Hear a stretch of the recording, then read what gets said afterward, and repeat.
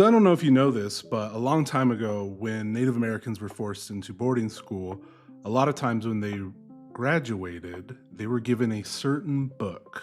That book was called Stia, The Story of an Indian Girl. And this book is very, very nefarious.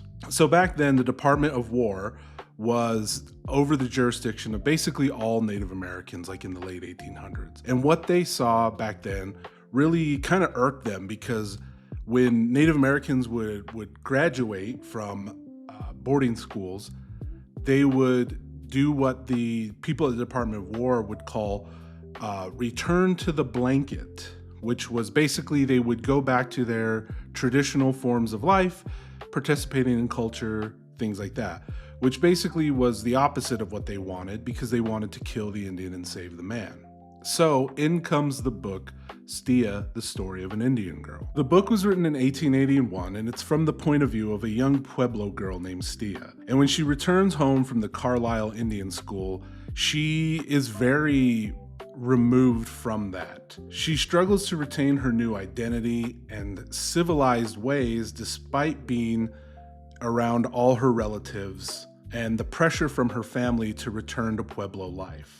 In the book, they regularly refer to when her relatives speak Pueblo as gibberish. The character Stia refuses to participate in any kind of cultural activity, such as dances or anything like that, and calls them lewd. The character of Stia was created to show Native Americans who left, or more survived, residential schools that the old life that they left is not worth living, that they need to become more civilized to advance in our society. And the book isn't shy about this. Stia has no affection for her family once she returns. She calls the Pueblos repugnant. They are filled with vile odors.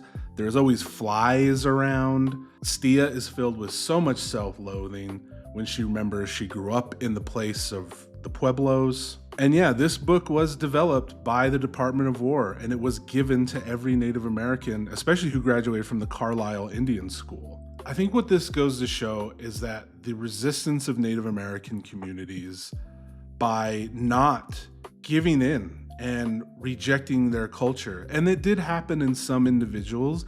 However, Native American culture is still growing and it's still thriving today. So yeah, the Department of War wrote a book to try to stop Native Americans from returning to their culture, which just goes to show that they've tried so many different avenues to do this. And it hasn't worked. We're still here, we're still thriving, we still have wonderful, beautiful culture.